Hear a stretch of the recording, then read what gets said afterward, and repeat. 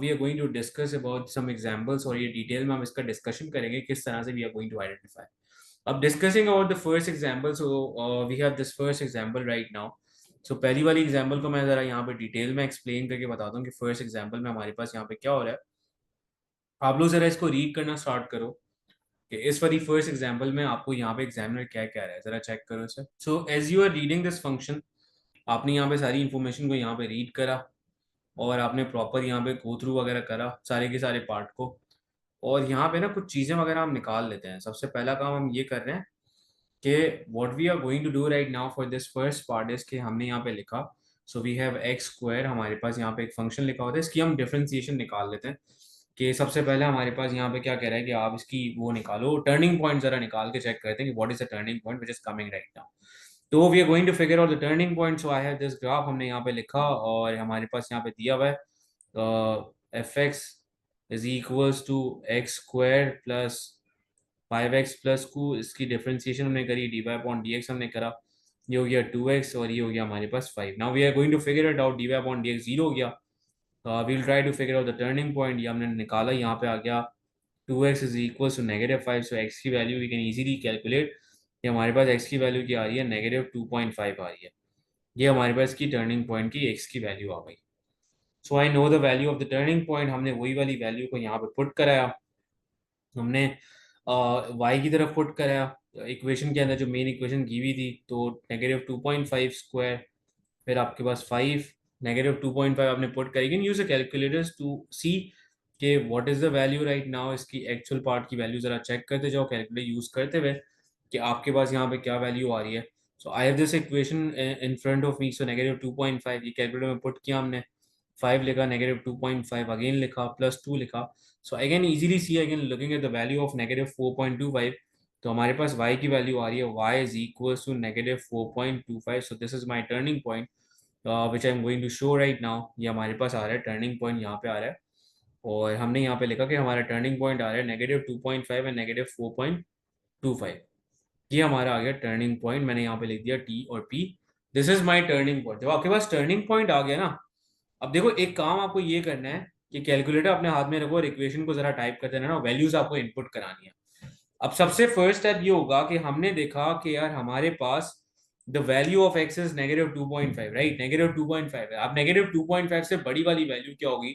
अगर मैं -2.5 से बड़ी वाली वैल्यू की बात करूं, सो -2.5 से बड़ी वैल्यू जो हमारे पास आ रही है, that value is coming to, let's try for -2. एक हम -2 के लिए ट्राई करते हैं, एक -1 के लिए ट्राई करते हैं. हम चेक करते हैं कि y को यहाँ पे फर्क क्या पड़ रहा है, y हमारे पास क्या क्या किस तरह से रिएक्ट कर रहा है. सो हमने इक्वेशन ऑलरेडी कैलकुलेटर में टाइप करी हुई है. So just I am going to type -2 in my calculator. और -2 हमने कैलकुलेटर में टाइप किया.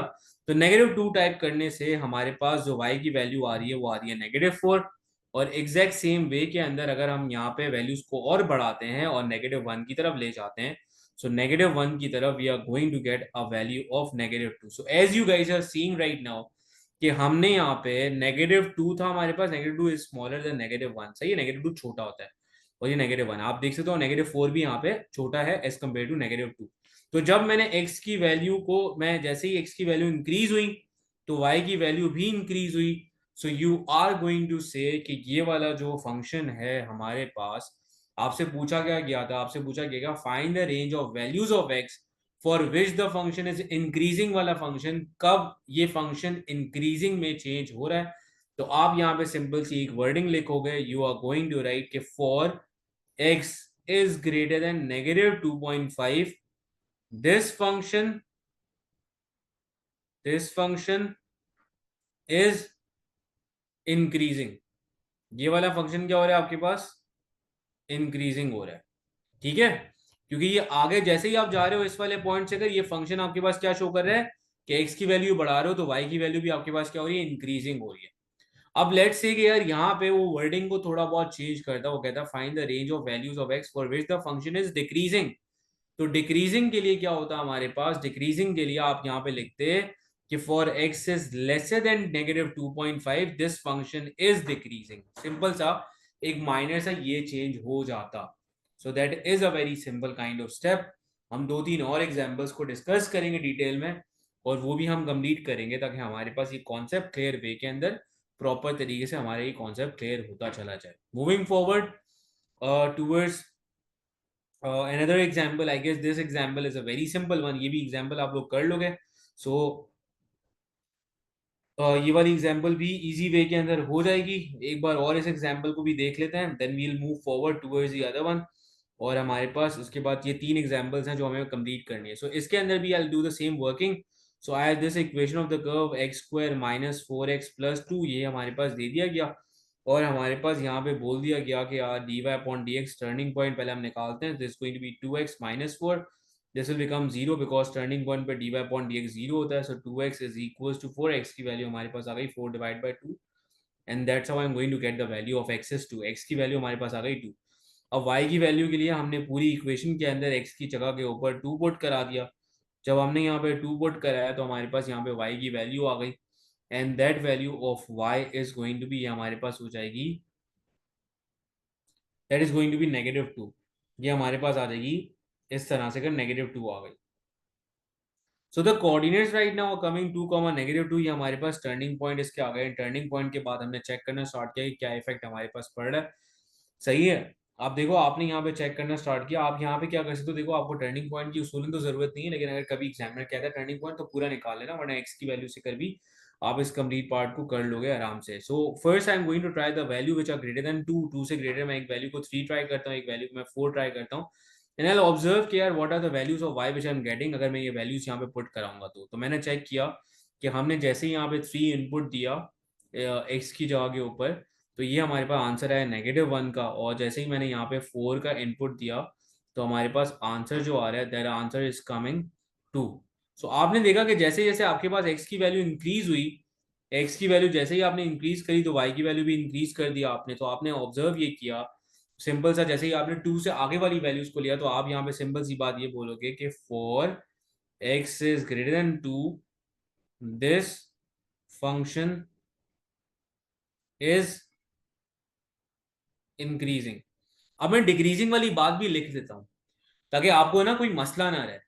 अगर आपसे वो पूछता कि find the range of values of x for which the function is decreasing, अगर वो पूछता डिक्रीजिंग है, यहाँ पे वर्डिंग लिखी हुई थी डिक्रीजिंग की, तो फिर आप क्या करते हैं, आप बोलते कि for x is less than 2 this function is decreasing. Simple सी बात, आप यहाँ पे ये लेते हो. So that's the difference between increasing and decreasing. It depends कि what the examiner is trying to ask you, वो क्या चीज पूछना चाह रहे हैं, ये इस पे चीज डिपेंड कर रही होगी. Moving forward towards the example, another example there is a cubic. और इसको जरा डिटेल में देखते हैं कि इसमें क्या क्या चीजें हमारे पास आ रही हैं और इसको समझते हैं. So currently what is happening right now is के द इक्वेशन आपके पास फंक्शन दिया हुआ है f(x) is equals to 2x³ minus 21x² plus 60x -5. इसकी हमने डिफरेंशिएशन करना स्टार्ट करी. So this will become 6x² minus 42x plus 60. और बिकॉज हमें पता है कि यार ये 0 होता है तो 6x² माइनस 42x हो गया प्लस 60 हो गया. और इस पूरी इक्वेशन को हमने डिवाइड करा है 60 के साथ, क्योंकि फैक्टराइजेशन, सॉरी 6 के साथ फैक्टराइजेशन से सॉल्व मुझे कराना है. So this going to be now x² minus 7x plus 10. 10 के दो फैक्टर्स निकालो. So this going to be x² minus 5x minus 2x plus 10 equals to 0. तो ये हो जाएगा x minus 5 minus 2x minus 5. और आपके पास दो वैल्यूज आ जाएंगी, एक आपके पास -2 आ गई, एक आपके पास ये आ गई. ये दो फैक्टर्स आ गए. And from these two factors I can easily से कि यार यहाँ पे x की हमारे पास दो वैल्यूज आ रही हैं, एक आ रही है 2 और एक हमारे पास आ रही है 5. तो इस क्यूबिक कर्व के अंदर हमारे पास दो टर्निंग पॉइंट बन रहे हैं, एक x की वैल्यू जिस पे 2 आ रही है, एक हमारे पास 5 आ रही है.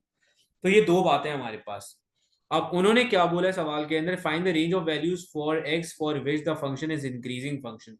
तो हमारे पास 2 और 5 के दरमियान हमारे पास we have two turning points which are coming right now. सो मैं 2 और 5 के दरमियान वाली वैल्यूज को लेके चेक करूंगा कि 2 और 5 के दरमियान हमारा जो ग्राफ है वो किस तरह से रिएक्ट कर रहा है, वेदर इट इज इंक्रीजिंग और इट इज डिक्रीजिंग. तो मैं यहाँ पे पुट करूंगा 2 से बड़ी वैल्यू, 2 और 5 के दरमियान वाली वैल्यूज में पुट करके चेक करूँ कि उसका नेचर आइडेंटिफाई मैं कर सकूँ कि क्या क्या वो किस तरह से कर हमारे पास रिएक्ट करना स्टार्ट कर रहा है. तो हमने जरा वैल्यूज पुट करना स्टार्ट करी. So we have this whole equation. I am going to type the whole equation and instead of writing x हम यहाँ पे लिख देंगे 3. x की जगह मैंने 3 पुट किया 21, देन यू हैव अगेन 3. ये 21 और ये पूरा, और आगे आपने आपके पास है 60, उसके साथ भी एक्स है, तो आपने 3 से यहाँ पे मल्टीप्लाई करा, देन यू हैव -5। तो यू कैन सी के यार अब जब आपने 3 पुट करा, इनपुट दिया फंक्शन के अंदर, you are getting a value of 40। अब लेट्स सी कि यार 4 पुट कराने से क्या रिएक्शन होता है। तो जब हमने यहाँ पे 4 पुट कराया तो हमारे पास वैल्यू यहाँ पे आ रही है, ये वैल्यू आ रही है हमारे पास 27।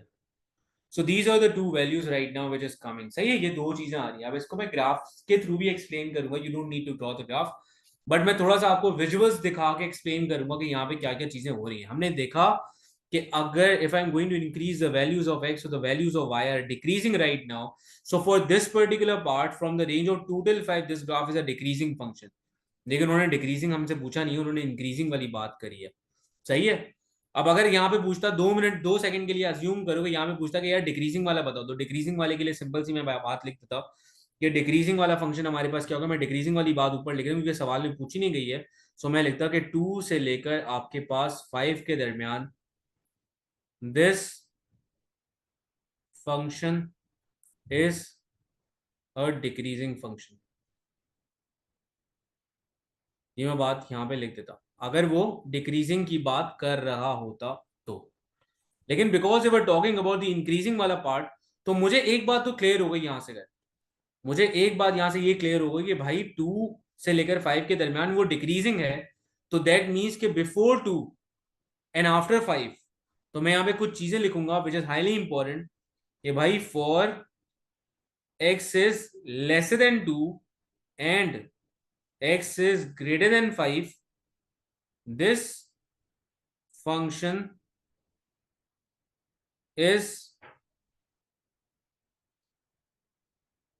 is an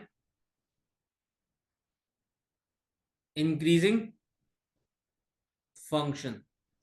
देखो मुझे एक बात क्लियर थी कि 2 से लेकर 5 के दरमियान वो डिक्रीजिंग है, तो उससे पहले और 5 के बाद this function is going to be an increasing function. अब थोड़ा सा विजुअलाइज करते हैं इसको, देखते हैं प्रॉपर ग्राफ के अंदर। मैंने डेस्मोस के ऊपर ग्राफ बनाया और इस ग्राफ के थ्रू मैं यहाँ पे आप लोगों को बताऊंगा। देखो आपको ड्रॉ नहीं करना, आपको तो डायरेक्टली आइडेंटिफाई करना है। देखो पहला वाला पॉइंट हमने मार्क किया, पहला वाला जो हमारे पास यहाँ पे पॉइंट मार्क हुआ भाई, ये आपके पास यहाँ पे 2 है, यहाँ पे एक्स की वैल्यू यहाँ पे 2 आ रही है, और यहाँ पे आपके पास एक्स की वैल्यू क्या आ रही है 5 आ रही है। तो मैं अगर कुछ पार्ट को हाईलाइट करूँ, as you can see in the graph, तो ये मैं पर्पल वाले पार्ट के थ्रू मैं इसको हाईलाइट करके दिखा रहा हूँ। ये जो पर्पल वाला पार्ट है, ये हमारे पास, मैं इसको सही से हाईलाइट कर रहा हूँ। ये जो पर्पल वाले पार्ट के अंदर क्या हो रहा है कि मैं आगे बढ़ रहा हूँ, इस तरफ जा रहा हूँ, तो एक्स की वैल्यू बढ़ रही है, बट वाई की वैल्यू हमारे पास क्या हो रही है, डिक्रीज हो रही है। सो ये जो पर्पल वाला पार्ट है, ये मुझे ये शो कर रहा है कि इस वाले पार्ट के लिए ये वाला जो आपके पास फंक्शन है ये डिक्रीजिंग हो रहा है। आप लोग देख सकते हो by looking at the graph. मैंने आपको ग्राफ दिखा के भी चीजें बता दी हैं। सेकेंडली पार्ट अगर मैं यहाँ पे देखूँ इससे पहले वाले पार्ट को, तो ये वाला ग्राफ हमारे पास, ये ग्रीन से अगर मैं इसको रिप्रेजेंट कर रहा हूँ, इस वाले पार्ट को मैं ग्रीन से अगर रिप्रेजेंट करूंगा पूरे वाले पार्ट को, और इस वाले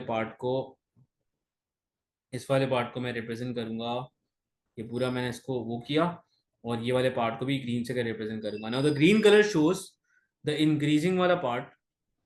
यार इधर हमारे पास इंक्रीज हो रहा है, और मैं रीजन भी बताता हूँ कि वो इंक्रीज क्यों हो रहा है। मैं इन दोनों में लिख रहा हूँ कि यहाँ पे इंक्रीज हो रहा है। The reason behind increase is कि मैं अगर यहाँ पे ग्राफ से इधर से लेकर मैं अगर यूं उस तरफ आगे जा रहा हूँ, तो एज आई कैन सी के इस तरफ जाने से एक्स की वैल्यू बढ़ रही है, और ऊपर भी जा रहा है तो वाई की वैल्यू भी बढ़ रही है। तो ये इस वाले पार्ट को मैंने डिफाइन कर दिया इंक्रीजिंग। और एग्जैक्ट सेम वे के अंदर एक्स की वैल्यू यहाँ पे हमारे पास क्या हो रही है, आगे बढ़ रही है, वाई की वैल्यू भी इंक्रीज हो रही है, तो इंक्रीजिंग फंक्शन है। सो यू नो के यार how the graph is actually reacting right now, और आपको यहाँ पे विजुअल्स के थ्रू ही मैंने दिखा दी किस तरह से हो रहा होगा। और आपको विजुअल्स तो ऑब्वियसली आप नहीं दिखाओगे, लेकिन ये आपका कॉन्सेप्ट यहाँ पे इंशाल्लाह ताला क्लियर हो जाएगा कि and you need to clear this thing कि जब एक्स की वैल्यू बढ़ रही है वाई की वैल्यू बढ़ी इंक्रीजिंग, जब एक्स की वैल्यू बढ़ रही है वाई की वैल्यू कम हो रही है वो डिक्रीजिंग होगा। आपने ग्राफ के थ्रू भी रिप्रेजेंट कर दिया। So we are done with this example. अब ये दो पॉइंट्स हमारे क्लियर हो गए about increasing and decreasing function. Last वाले कॉन्सेप्ट की तरफ बढ़ते हैं, और लास्ट वाले कॉन्सेप्ट को हम यहाँ पे क्लियर आउट करते हैं कि इसमें हमारे पास क्या सिनेरियो हो रहे हैं और क्या चीजें हमें यहाँ पे करनी चाहिए। देखो for this particular part right now, ये हमने देखा हमारे पास फंक्शन लिखा हुआ था F x is equal to 4/1 - 2x। ये हमारे पास लिखा हुआ था, थोड़ा सा मैं इसको रीअरेंज किया और हमने लिखा 4/1 - 2x, ये हो गया -1। डिफ्रेंसिएशन जब मैंने करी तो डिफ्रेंसिएशन ये हो गई हमारे पास 4, and then I am going to multiply this with -1, जैसे हमने ब्रैकेट की करी थी लास्ट क्लास के अंदर, 1 - 2x -1, ये हो गया हमारे पास -1। और अंदर के ब्रैकेट की भी आपने डिफ्रेंसिएशन करी and that is going to be -2। So finally हमारे पास -2 और ये -4 हो जाएगा। ये पूरी चीज -4, ये -2 हो गई, दोनों एक दूसरे के साथ मल्टीप्लाई हुई, so that is going to create 8। और ये जो 1 - 2x लिखा हुआ था उसे ही मैं लिख देता हूँ, दिस गोइंग टू बी -2। तो ये कुछ इस तरह से आ गया, और थोड़ा सा और इसको फर्दर मैंने वो किया, तो 1 - 2x, और ये हमारे पास स्क्वायर आ गया, and that's how I am going to write. अब जरा इसके टर्निंग पॉइंट की जब हमने बात करी तो हमने यहाँ पे 0 पुट कराया, तो ये हो गया 8/1 - 2x होल स्क्वायर, इस तरह से आया। अगर मैं यहाँ पे शिफ्ट कराऊंगा तो ये 0 के साथ मल्टीप्लाई होगा। सो आई कैन सी कि फॉर दिस पर्टिकुलर ग्राफ यहाँ पे हमारे पास स्टेशनरी पॉइंट नहीं आ रहा। तो यहाँ पे मैं एक स्टेटमेंट लिखूंगा कि no stationary point, so it is not an increasing, neither not a decreasing function। तो हमने यहाँ पे 3 पॉइंट्स को डिटेल के अंदर डिस्कस किया। द फर्स्ट पॉइंट वाज कि मैंने values of X are increasing, Y की वैल्यू इंक्रीज हो रही है, तो आपने बोला ये इंक्रीजिंग वाला फंक्शन हो गया। जब आपके पास एक्स की वैल्यू बढ़ी, वाई की वैल्यू कम हुई, आपने बोला ये डिक्रीजिंग वाला फंक्शन है। और जब आपके पास टर्निंग पॉइंट आ ही नहीं रहा है तो आप बोलोगे कि ना तो ये इंक्रीजिंग फंक्शन है ना तो ये डिक्रीजिंग फंक्शन है। So this was all about differentiation. या आपका डिफरेंशिएशन का टॉपिक यहाँ पे पूरा के पूरा कंप्लीट हो गया।